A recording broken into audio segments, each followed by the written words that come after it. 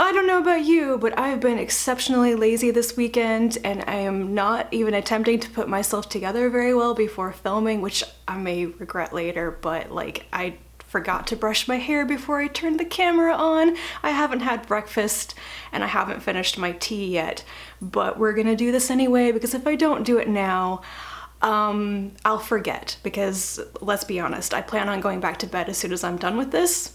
That's all I wanted to do this weekend. It's cold and rainy, and I spent all of Saturday lying in bed, binge reading Fruits Basket, listening to the rain, and that's all I really want to do today as well.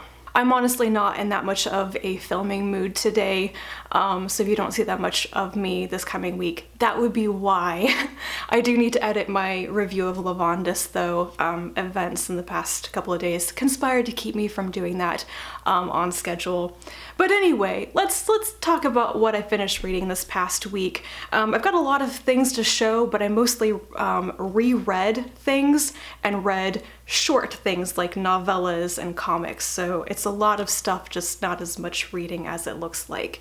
So I should put down my tea so I can hold up books. Okay. My dog is staring at me. I'm not sure what she wants. So the first thing is I binge read another 5 volumes of Fruits Basket yesterday. These are volumes 13 through 17, so I've only got 6 more to go. I still plan on talking about this manga series in its entirety when I'm done with my reread, so I will stick to that. I am really enjoying it. I'd forgotten about some of the secondary characters introduced at the high school, like the student council members in the second half of the series, and I like have no patience for a lot of the school shenanigans in this, except for the Cinderella play. Sorta Cinderella, I really enjoyed that. Probably because Hanajima was Cinderella and she just plays herself. It was good. Then I finished my reread of the Penric and Desdemona novellas by Lois McMaster Bujold. I listened to all of these on audiobook, and they are Penric's Mission, Mira's Last Dance, and The Prisoner of Limnos. And these are all nice to talk about in one batch because the 3 of them are one story arc, the beginning, middle, and end, which is very simplistically Penric's love story. In Penric's Mission, he goes from Adria to Sidonia to talk to a Sidonian general who's putting out feelers about leaving the country. The political winds of change are not blowing in his favor. But when Penric arrives in Sidonia, he's immediately found out. He is arrested, thrown in a bottle dungeon, and when he escapes, because, you know, he's Penric, he's a sorcerer, it's my favorite part of the book actually, he decides to track down this general to discover what happened to him. Turns out the general, Adelis Arasadia, has been arrested, accused of treason. His eyes have been put out with boiling vinegar, and he's been returned to his twin sister's household. So Pen offers his services as a healer to the sister Nikes, and he sets about trying to reconstruct Adelis's eyes while falling in love with Nikes. So this is where these characters meet. Mira's Last Dance is the second half of that, about whether these 3 will successfully escape Sidonia. And then The Prisoner of Limnos is the will they, won't they about Penric and Nikes. He asks her to marry him, and she has some objections she hasn't quite put into words yet. But in this one, Nikes asks Penric for another favor. She discovers that her mother is being held as a political prisoner against her brother Adelis, and she asks Penric to go with her to Sidonia to rescue her mother. And Penric, of course, says yes, because as he tells everybody in the story, he's courting Nikes. I loved all of these. Penric's Mission is probably my favorite out of all 6 of these novellas. It's essentially Penric at his best, but also at his worst. He's at the height of his powers and his ability and his training, his social status, but he's hit his lowest point personally with some things that happened right before this book that isn't fully explained. I still kind of expect there to be another novella someday that maybe explains that bit, but he's kind of at loose ends, he can do pretty much whatever he wants. He can choose to go to another kingdom, to switch his allegiances or whatever, and that makes this whole story arc with him falling in love with Nycus, a woman from another country, much more interesting, I think. Mira's Last Dance is much briefer. It's probably the shortest of all the novellas, and it's good, but it doesn't pack quite the punch for me. The best bit about this is where we find out that Penric is actually very good at pretending to be a woman, possibly because he has the personalities of 10 human women in his head, one of whom was a courtesan. And then The Prisoner of Limnos is just, you know, I really want there to be a happy ending for both Penric and Nycus, so I loved all of these. I highly recommend them. I feel like there probably won't be any more because The Prisoner of Limnos is a really great stopping point. It ties up a lot of the loose threads. On the other hand, there could totally be more stories, maybe someday, but if you're one of those people who doesn't want to start a series like this until it's ended, you could start reading now. It's definitely got a good end. Next up, I read The Black God's Drums by P. Djèlí Clark. This is one of the Tor.com novellas, and I picked it up purely because I read a novelette by Clark a couple of years ago, A Dead Djinn in Cairo, I think is what it was called, and I thought it was a lot of fun and really good. So I was curious what this one would be about, and it managed to really surprise me.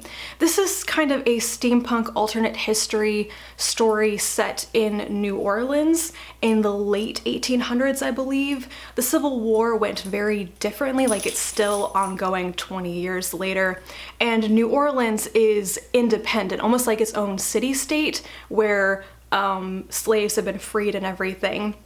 And it's about a young girl named Creeper who is touched by her goddess. She gets wind of some information about a potential threat or attack against New Orleans. A particularly potent and terrible weapon is about to be smuggled into some bad people's hands.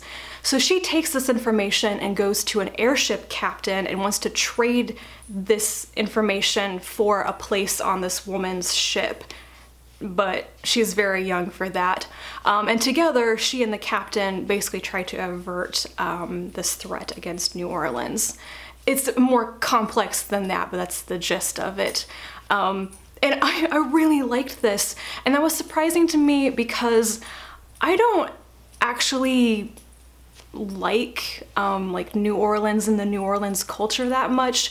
I don't find it particularly interesting, let's say. But there was something about this that managed to make it very interesting. It's a relatively short novella as well. It's quite fast-paced, and there's certainly world building and a little bit of info dumping, but it's done very well. So yeah, I really got into it. I'm not sure what else to say about it, just that it was really enjoyable. I will definitely be keeping my eye out for more by Clark. I believe he's got another novella coming out from Tor.com in 2019, The Haunting of Tramcar 14 or something like that, and I will definitely pick that up when it comes out. Next, I read Volume 9 of Saga, which is written by Brian K. Vaughn and illustrated by Fiona Staples. I'm not going to talk about what happens in this one since it's Volume 9. I don't want to spoil anything. But for the last couple of volumes, I've been going back and forth on whether I think there's enough forward progress in this series. It feels to me like sometimes the action is a bit repetitious. It goes a bit in circles. The same types of things keep happening to the characters. But then as soon as I start feeling like that, something happens which really jolts me. And this volume has some awful stuff in it, which really surprised me. Basically, people die. And I did not see any of it coming. Though interestingly, I think I've noticed at this point that what really keeps me reading is not the main characters like Alana and Marco and their daughter. It's more like secondary characters, Gus, Petrichor. I'm a complete Petrichor fan, Lying Cat, things like that. So I keep reading for that. But after what happens in the very end of this volume, I'm very curious about what's going to happen next just in general. It's a huge cliffhanger to leave the series on, and I gather that this is now headed into at least a year-long hiatus, so there won't be any more Saga for quite a while. I'm not sure if this is exciting or a really cruel place to leave the readers. I will read whatever comes out next though. And lastly, I have Pushing Ice by Alastair Reynolds. This is the 4th novel I've read by Reynolds, and definitely my favorite one so far. I liked Revelation Space, but I felt like the 2 sequels to that really tapered off quickly for me. Pushing Ice, though, is a complete standalone, a self-contained story, and it was so good. Like, every aspect of it was so good. So this is set initially in like the 2050s, and it centers around the crew of an ice mining ship called the Rockhopper. They are out on one of their missions when everybody discovers that one of the moons of Saturn, I think it is, Janus, is actually alien machinery. It wakes up and it starts accelerating out of the solar system, and it turns out the Rockhopper is one of the closest ships which has a chance of catching up to Janus and observing it for a while, gathering data, and then returning. So the crew votes on whether they want to do this or not. They narrowly agree, yes, they will.